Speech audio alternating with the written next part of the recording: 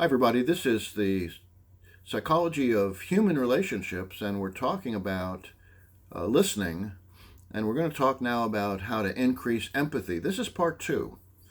So, one way to improve your empathy, to increase your empathy skills, is to understand yourself, is to know yourself well, and to recognize things that you're good at and things you're not good at in terms of interpersonal relationships.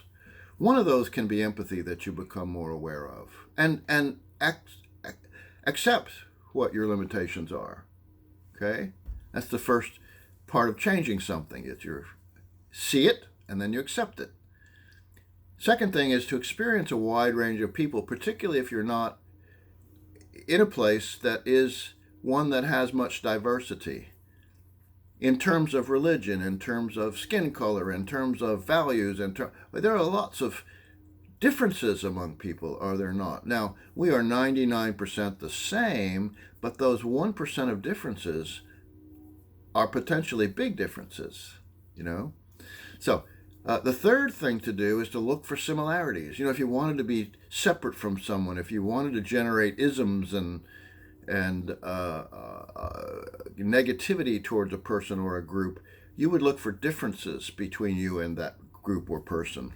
But if you wanted to seem similar, if you wanted to increase your knowledge and understanding at a deep level of another group, you would look for similarities.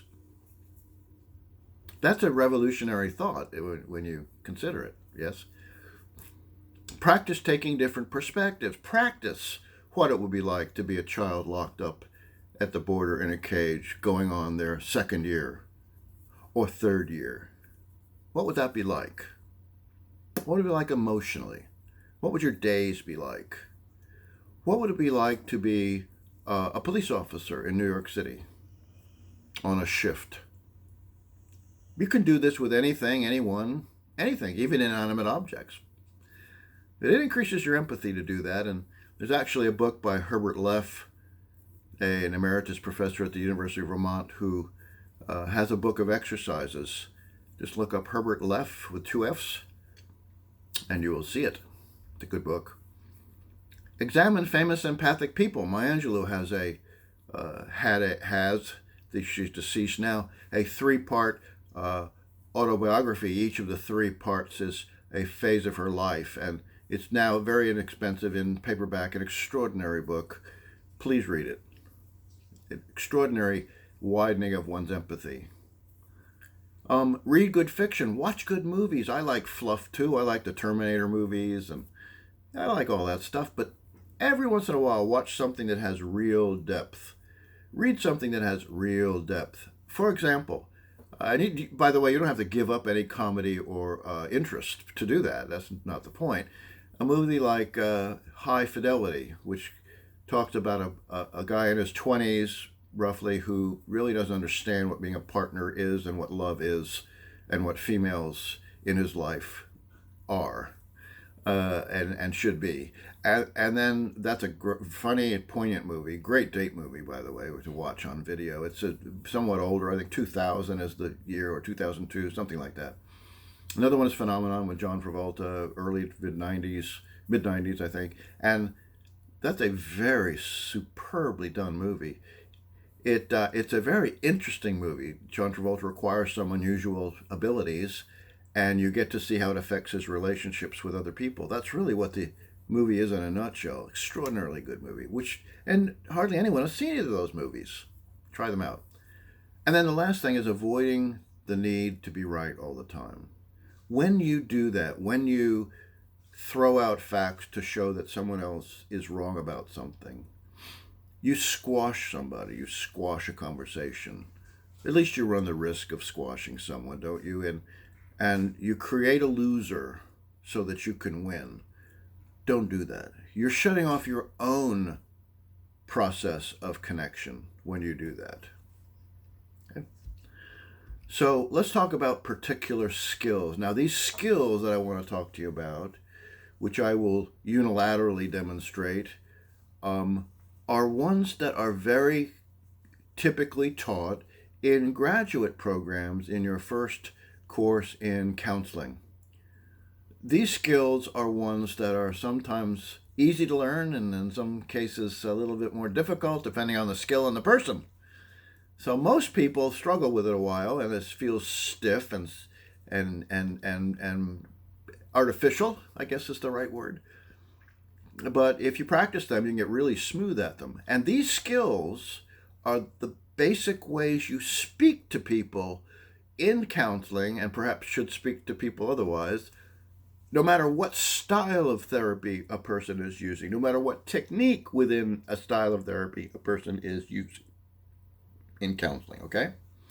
So these are used sparingly, but they are present in every session that you do with a client.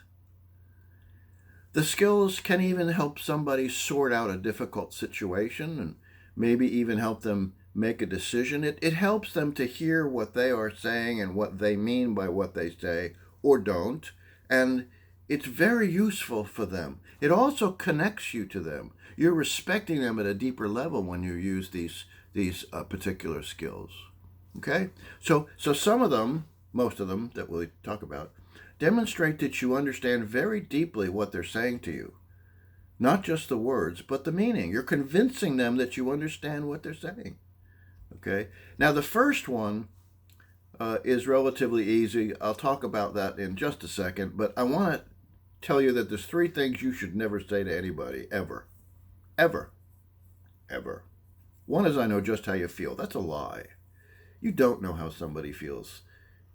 Now, you may get the overall feeling right, but you don't know what the surroundings are. You don't know what that feeling led to in terms of thoughts or thoughts that led to the feeling. You don't know much of anything about their individual situation. You can attempt to do it, but just don't say, I know just how you feel, because it's taking the interest from understanding them and putting it on you. Oh, I know just how you feel. I got it. I understand you. And I have situations just like yours that, no, just don't do that, okay? And then the second thing is you shouldn't feel that way. Now, many people say that because they don't like the pain someone else is in, or they are uncomfortable with the pain that someone else is in, or the situation somebody has.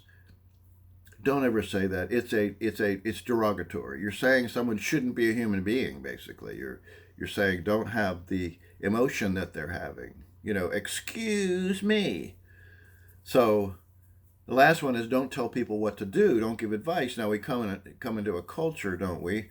If we're particularly in the Western world, particularly in the United States, that values telling people what to do, giving them advice left and right. Well, if you're talking about how to use a Phillips screwdriver, that's a different issue. But if we're talking about complex personal issues and relationships and complications, don't tell people what to do. That's a misunderstanding about what counseling is. Counseling is not just telling people what to do.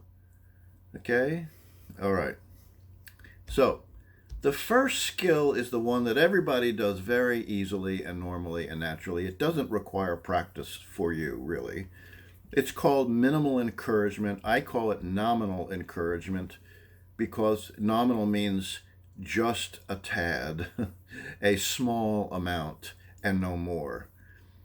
Okay? But it is an encouragement because what you're doing is letting them know that you hear them speaking. It does not show that you understand what they're saying. So it's somewhat mechanical, but it's an engagement of a sort. Things like saying, okay, wow, I see, go on, I see, right, okay, sure, yeah, nodding, leaning forward, leaning your head forward, okay. That's minimal or nominal encouragement. Yeah. And we throw those in when someone is talking at some length. I just did one. Okay. So the next one is called reflection of content. Content refers to the situation. It refers to the facts of what was said, not the emotion that's beneath the surface, not the affect, which is the expressed emotion. Not that. The facts. So if someone said to you, I went to the store the other day and got really irritated. Well, the emotion clearly is a low level of anger, what we call in some cases irritation, but the content is that they went to the store. So if you were reflecting or restating, it's sometimes called, the fact that they went to the store, what you're going to do is put that in your own words. And you might say something like, you went shopping. See? Or you could say, something happened when you went shopping. You're not talking about the emotions, you're still talking about what they did, yes?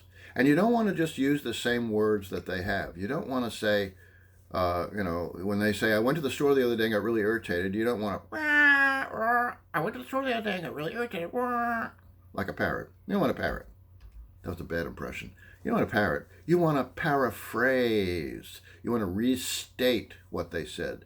So if someone said to you, I wasn't going to come home today because I was really late already, the paraphrase of content is, you almost decided not to be here. You almost didn't show up. Something like that. See? Your own words. What that means, I'm pointing my finger. What that means is that you took what you heard into your brain and you massaged it, you extracted the central meaning in content, and then you put it in your own words. It could only mean one thing when you do that, and that is you understood what was said. Okay? We're building in complexity. Okay, the next one is called reflection of feeling, reflection of emotion. We could call it reflection of affect. Emotion is what's underneath the surface. Sometimes we call that the mood that a person has. Okay? And then affect means what you express on the outside. More or less, that's what they mean. Okay? So you have a couple extra steps here when you're focusing in on the emotion of someone has, or the affect, the expressed emotion. And so first you have to decide what the core emotion is. Let's take it easy and say there are 4: happiness, sadness, anger, and anxiety.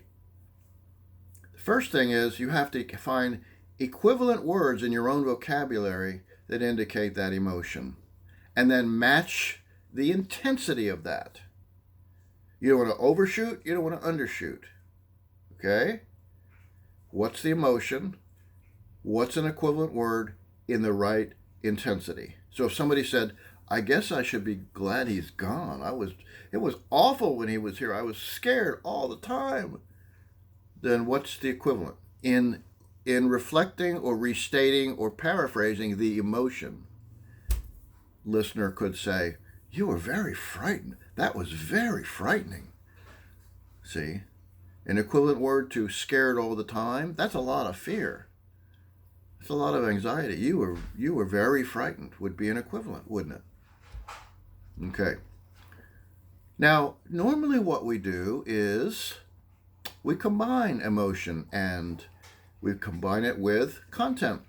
So if someone says, I went to the store the other day and got really irritated, then a combination of feeling and context could be that you got angry when you went shopping.